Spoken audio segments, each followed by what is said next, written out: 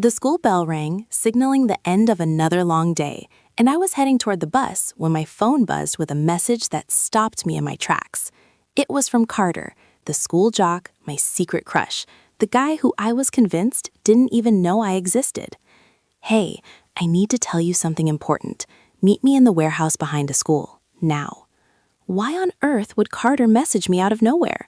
My heart raced as I told myself maybe, just maybe, he had finally noticed me. Maybe he thought I was cool and wanted to ask me out. Without a second thought, I turned and sprinted toward the warehouse like my life depended on it. If you're new here, make sure to hit that subscribe button and join the community. You won't want to miss what happens next. I pushed open the heavy door and stepped inside, only to be greeted by complete darkness. The small warehouse had no windows, no light, just an eerie silence. I called out for Carter, my voice echoing off the walls. Then I heard faint noises coming from behind some old shelves. I peeked around the corner, and there he was, Carter, laughing and hugging his girlfriend, Zoe, the queen bee and head cheerleader that everyone feared. She was beautiful, popular, and notoriously mean. My stomach dropped. Why would Carter send me that message? It must have been an accident. God, how could I be so stupid? I tried to quietly slip out before it noticed me, but the door wouldn't budge, no matter how hard I pulled. In my panic, the handle came off right in my hand. Could this get any worse? Of course it could. Right at that moment, Carter and Zoe spotted me. Zoe's eyes narrowed, glaring at me like she wanted to tear me apart. "What are you doing here, you freak? Are you stalking us? Did you follow my boyfriend?" I froze. She was terrifying, and I had no idea what to say. "Hi, my name is Amanda, and this is the story of how I got trapped with my crush and his girlfriend for days until I uncovered a secret that nearly cost us all our lives." Carter rushed to the door and tried to force it open, but it was jammed shut. We started shouting for help, banging on the walls, kicking as hard as we could, but no one heard us. The warehouse was far from the main building, and by now, everyone had already left for the weekend. To make things worse, it was Friday, the last day before winter break. The entire school will be closed for 2 full weeks. "Don't worry, guys, I'll call 911. I pulled out my phone, only for the screen to go black. Dead. "Never mind, my phone just died. Can one of you call for help?" Zoe rolled her eyes. "Oh, we have a genius here. Don't you think we would have already called if we had our phones?" Turns out they had left their phones outside on purpose. They only brought their bags because they wanted some private time alone, away from any distractions. Zoe even proudly mentioned she had packed food for Carter in case they talked for hours. We sat there in heavy silence for what felt like forever. Then Zoe leaned dramatically on Carter's shoulder and started crying like a lost puppy. "Babe, tell her to move. It's too cramped. Babe, tell her to fold her legs. Her feet are disgusting. Babe, tell her to stop breathing so loudly. I literally can't stand it." And to my disbelief, Carter actually comforted her. My stomach growled loudly in the quiet space. I laughed nervously, trying to play it off, but Zoe simply pulled out sandwiches from her bag, handed one to Carter, and the two of them started eating right in front of me, completely ignoring that I was even there. A few moments later, Carter glanced at me with what looked like guilt in his eyes. He started gesturing and making weird faces, clearly trying to tell me something, but I couldn't understand. When I asked him to speak up, Zoe snapped at me. "Don't you ever speak again." I was so annoyed by her constant bossing around. We were all stuck and miserable, so I decided to fight back the only way I could, by singing at the top of my lungs to annoy her. "I was walking with a group and I stepped in poop, and I tried wiping it, but I still smelled like poop. So I cut off my pants and I still smelled like poop. Turns out the stink came from the group. They smelled like poop." Zoe looked absolutely furious. I could have sworn I saw Carter trying to hide a smile. She grabbed his arm and dragged him to sit as far away from me as possible. Good riddance. Later, exhaustion hit me hard. I curled up, hugging my bag, and fell asleep right there on the cold floor. I woke up in the middle of the night to the sound of kissing. Zoe had apparently had a nightmare, and Carter was comforting her. "I had a dream that a dumb blonde with the mole above her lip came into our lives and stole you from me. Babe, I can't live without you." Was she talking about me? Carter just kissed her again. Meanwhile, I desperately needed to pee. I found an empty bottle nearby and went behind a shelf to handle it as discreetly as possible. When I finished and turned around, Carter was standing right there. I nearly jumped out of my skin. He whispered that Zoe was asleep and he needed to tell me something important. "I like you, Amanda. I wanted to talk to you about it today." Wait, he liked me for real? So the message wasn't an accident after all. He explained he had broken up with Zoe 2 days earlier. He wanted to talk to me privately the day before, but Zoe had convinced him to meet in the warehouse to talk about their relationship. She refused to believe the breakup was real because they had gotten back together many times before. "Why are you still kissing her like that?" I asked. "I'm just trying to keep her calm. She's unstable. And what's the point of saying anything now? We're trapped." As much as I hated to admit it, it made sense. And honestly, my crush on Carter was huge. He was kind, smart, and everyone agreed he deserved so much better than Zoe. I hugged him, and he hugged me back. But suddenly, dizziness from hunger and exhaustion hit me. Carter caught me before I could fall, holding me steady in his strong arms. "You okay?" he asked softly. I nodded.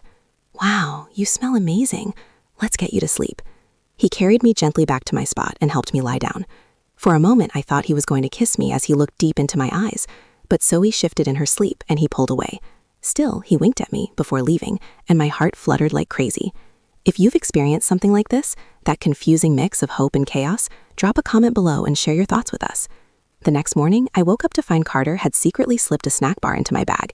I devoured it in seconds. Zoe, meanwhile, was extra dramatic because her foot still hurt from cheer practice.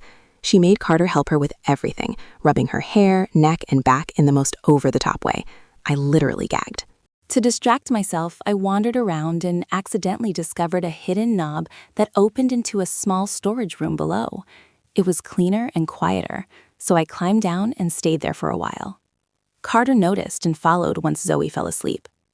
"Nice place you've got here, cutie," he said with a smirk, offering me a soda he had taken from Zoe's stash. I drank too fast and let out the loudest burp. Mortified, I covered my mouth, but Carter gently moved my hand away and smiled. Then he suddenly winced. "God, you're stepping on my toes." I tried to move my leg quickly, but at the exact moment he bent down to check, I accidentally kneed him straight in the nose. Blood poured out, his eyes crossed, and without warning, he passed out cold. I panicked, slapping his face trying to wake him. Zoe's voice echoed from above. "Give me a hand first, then shout all you want. Get over here and help me pull him up." After struggling for what felt like forever, we finally got him back up. Exhausted, I climbed up for air and spotted the janitor through a small hole in the wall. We both screamed for help, but he had headphones on. He glanced our way, paused, then shrugged and walked off. "Watch out!" Carter suddenly pulled me back. A huge spider was dangling right above us. The second Zoe saw it, she screamed and ran like a headless chicken. "So you saw the spider and decided to help her and not me?" I asked, annoyed. Carter looked at her, then at me, and simply said, "You're right, it was just a reflex." I'd had enough of his mixed signals. In a rush of frustration and courage, I grabbed Carter's face and kissed him right there. For 2 beautiful seconds, he kissed me back, but then he gently pulled away. Zoe's face went ghostly pale. She stared at me like she'd seen a ghost, and then she passed out. Before I could even react, her eyes snapped open and she lunged at me. Carter barely pulled her back in time. He looked at me with desperate, pleading eyes, silently begging me to stay calm.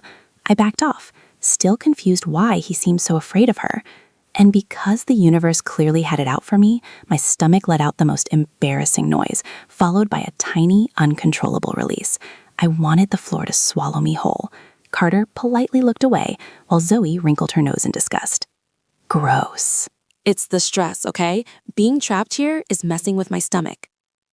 Later that night, around midnight, I woke up starving. Zoe was snoring loudly. Carter suddenly sat up, put a finger to his lips, and quietly slipped Zoe's bag out from under her. He started searching through it frantically. When Zoe made a small sound, he panicked and tossed the bag to me. "She might be hiding something to hurt us. Search it." Then he went back to cuddling her so she wouldn't wake up suspicious. I hurried down to the storage room and began digging through the bag. It was packed like she was moving countries. Suddenly, Zoe's voice called from above. I panicked and hid the bag. "I'm looking for food," I lied. As luck would have it, I ripped open a large package on the floor and froze. It was full of ramen, cookies, chips, and soda, school cafeteria stock. I quickly hid Zoe's bag and stood up acting completely innocent, holding up the food box. "You're not getting anything until you apologize, Zoe." Instead, she whipped out a cheerleader move, knocked me down, and snatched the box. Snacks spilled everywhere. We both scrambled for them, then started pulling Carter in opposite directions until he finally shoved us both away. "Knock it off! I don't want to eat anything. I just want to get out of here." He stormed down to the storage room alone. Later, I saw him quietly return Zoe's bag under her arm while she slept. He still wouldn't tell me what he had found.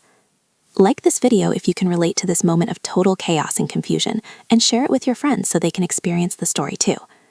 By the next morning, we had been trapped for 4 days and were completely drained. Well, except Zoe. She was humming happily while making breakfast like nothing was wrong. But Carter had changed. He ignored both of us all day, no matter how hard we tried to get his attention. Finally, Zoe snapped. "If you don't talk to me, I'll tell everyone your secret." Carter smirked tiredly. "Go ahead, tell everyone." He turned to me. "Zoe's had a crush on me since I worked as a gardener for her family. She convinced her dad to pay my tuition here. That's why everyone thinks I got a scholarship. I'm just her charity case. She's been threatening to cut me off if I ever tried to leave her." Zoe interrupted with a smirk. "Oh, you left out the tiny detail where you and your dad are thieves. We have it on camera, you stealing from my dad's safe." Carter cursed at her. Zoe burst into tears like a child. "I just want a boyfriend. They always leave me after the second date. When I finally found one, I'm not letting go, especially not because of that freak." She stomped to the corner and cried while angrily eating cookies. Later that night, Zoe surprised me by sitting next to me. "Listen, Amanda, girls like you always get what they want. You're smart, funny, beautiful. You just need confidence. I'm just a pretty face. My parents spoiled me. I don't know how to handle things when I can't control them. I know Carter doesn't love me, but my ego can't take it. I'm stuck.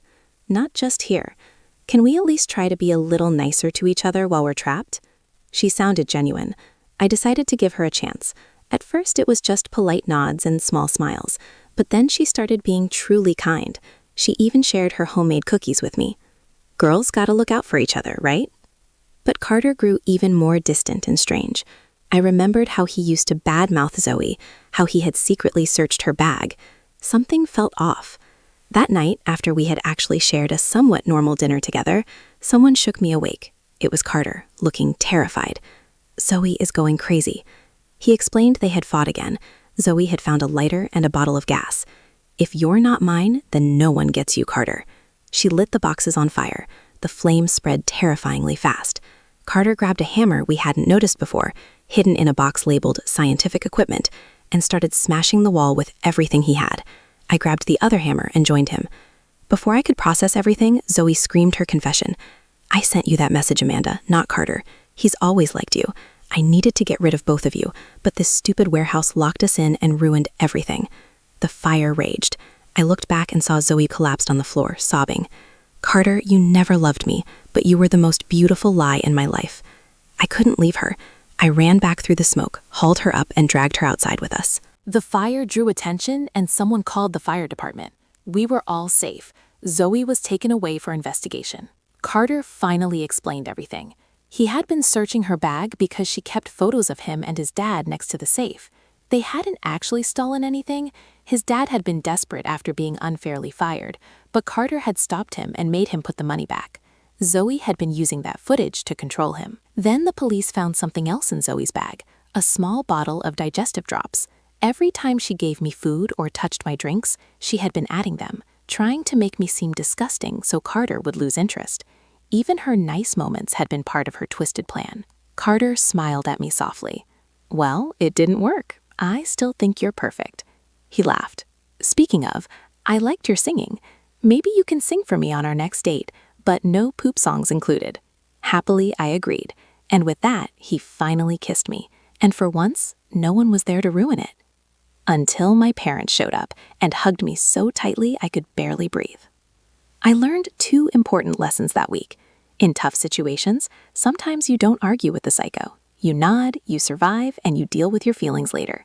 And never, ever trust someone who suddenly becomes too nice to you, especially when they're offering you food. What do you think will happen next? Leave your predictions in the comments, and don't forget to hit the bell icon to get notified about future stories. If you enjoyed this wild ride, give the video a thumbs up, share it with your friends, and tell me in the comments, have you ever been stuck in a crazy situation with your crush? I read every single comment. Thanks for watching. See you in the next one.